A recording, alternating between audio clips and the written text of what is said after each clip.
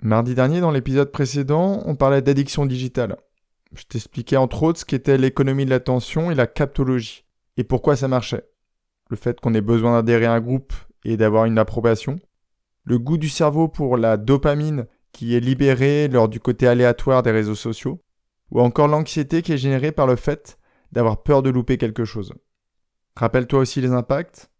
On n'a plus aucun moment de solitude. Ça peut paraître contradictoire parce qu'on s'isole virtuellement, mais on n'a plus le temps pour soi, pour réfléchir à des sujets qu'on aurait envie de traiter. Au-delà de la perte de temps, on a aussi une perte de nos compétences sociales.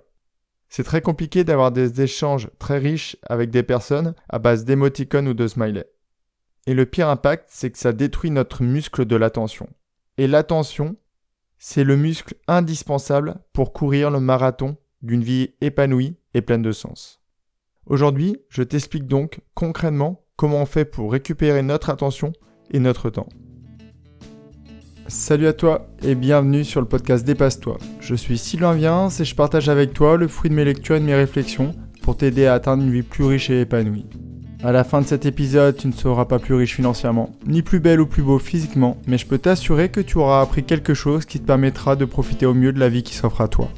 Et tu pourras me retrouver tous les mardis et les jeudis à partir de 6h30 sur ton lecteur de podcast préféré.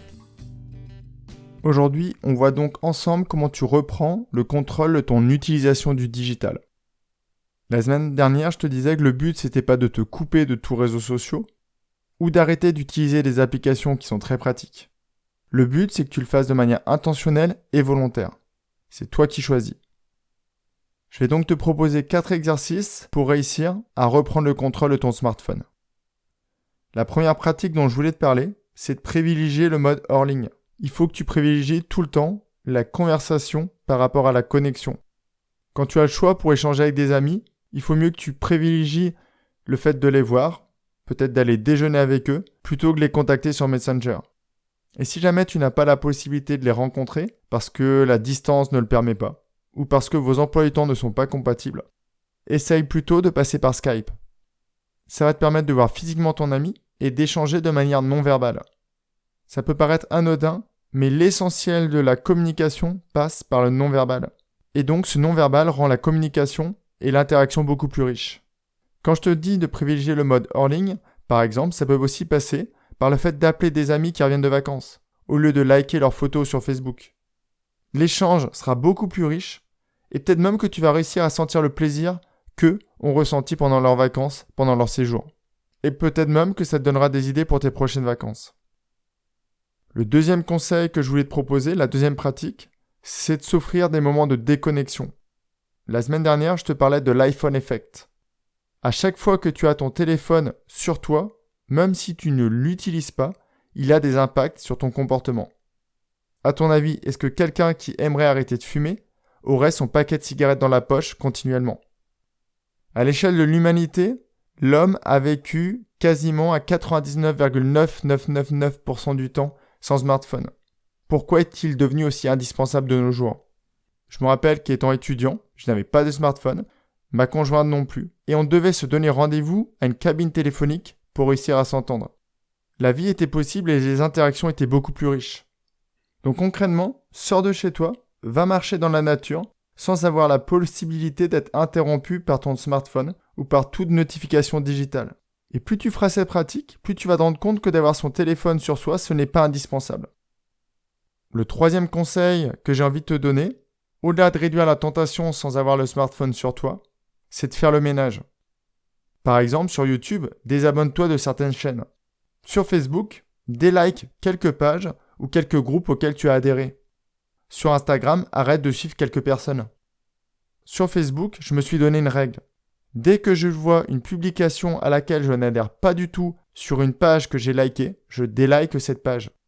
Donc tu peux te définir cette même règle. Et je peux t'assurer qu'en te désabonnant de certaines pages, tu ne vas pas louper grand-chose. Donc sors-toi cette idée de la tête et fais le ménage dans tous les abonnements que tu as déjà. Un quatrième conseil que je peux te donner, c'est de désinstaller certaines applications. Le fait par exemple de ne plus avoir Facebook ou Instagram sur ton mobile, ça va te demander de te connecter sur ton ordinateur fixe. Donc, tu vas pouvoir beaucoup mieux contrôler le temps que tu vas y passer et surtout, tu ne pourras plus avoir des utilisations intempestives de ces applications durant la journée. Si jamais tu n'as pas le courage de les désinstaller, impose-toi seulement des fenêtres de connexion. Par exemple, je m'autorise à me connecter sur Instagram tous les jours de midi à 12h10. C'est assez étonnant, mais des fois en te parlant, j'ai même des idées qui me viennent à l'esprit. Pour ne pas trouver quelque chose, le meilleur moyen, c'est de le cacher. Donc, tu peux peut-être placer toutes tes icônes de réseaux sociaux ou d'applications que tu n'as pas forcément envie d'utiliser tous les jours dans un dossier auquel tu n'auras pas accès en un simple clic. Le temps que tu fasses tes différents clics, tu vas prendre conscience que tu veux utiliser cette application et tu vas avoir le temps de te dire « est-ce que j'en ai vraiment besoin ?» La dernière pratique ou le dernier conseil que je pourrais te donner, c'est de couper toutes les notifications de ton téléphone. C'est toi qui vas vraiment reprendre le contrôle de l'utilisation de ton smartphone. C'est toi qui choisis quoi, quand et où. C'est pas à ton smartphone de t'interpeller pour te dire « Hey, viens voir, j'ai plein de choses à te montrer. » Tous les conseils et toutes les pratiques que je viens de te donner, tu peux aussi les mettre en place dans ta vie professionnelle.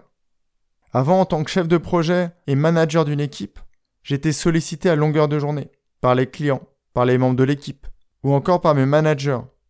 Il n'y a rien de pire d'être coupé dans son activité à longueur de temps. Tu perds ton attention, tu es moins productif et à chaque fois pour reprendre un dossier par exemple, tu mets beaucoup plus de temps. Et ça génère du stress et de l'anxiété. Donc je te conseille, si dans ta barre de notification en bas, tu as le petit email qui s'affiche, désactive cette fonction et donne-toi des créneaux pendant lesquels tu vas lire tes mails et y répondre. Tu vas te rendre compte que tu seras beaucoup plus efficace et surtout que tu n'es pas dans l'obligation de répondre instantanément à chaque mail. J'espère vraiment que ces 2 épisodes t'auront fait ouvrir les yeux sur ton utilisation du digital. Peut-être que pour toi ce n'est pas un problème et je te le souhaite. Mais si jamais tu as encore des doutes, sache qu'il y a des applications qui te permettent de savoir combien de temps tu te connectes par jour, sur quelles applications. Tu peux même savoir combien de fois tu as débloqué ton smartphone. Si tu n'es pas sûr de ton utilisation, je te conseille de l'installer. Et peut-être aussi tu peux demander le sentiment qu'a ton entourage. Par exemple, pour moi le déclic, ça a été un jour où j'ai demandé à Manon, donc ma petite fille, de ramasser son doudou qui n'avait rien à faire sur la table pendant l'heure du repas. Cette dernière ne m'a même pas répondu. Et elle a juste bloqué son regard sur mon téléphone qui était juste à côté de moi.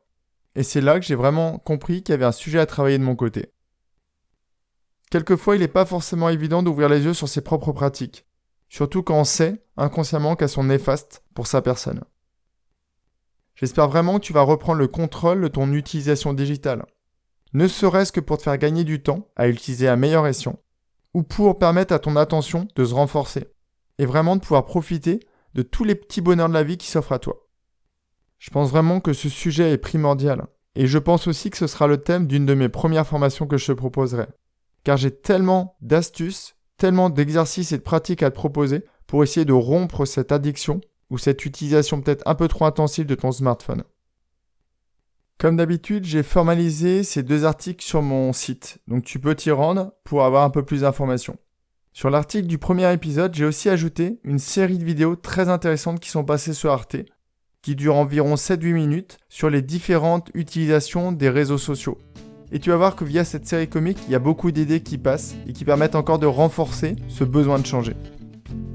Je te conseille aussi de t'abonner à ma newsletter, car d'ici quelques semaines, je vais la retravailler et je vais proposer aux abonnés du contenu vraiment exclusif qui ne sera pas disponible dans ce podcast. En attendant, je te souhaite une très belle journée. Prends bien soin de toi. Et à très vite pour le prochain épisode.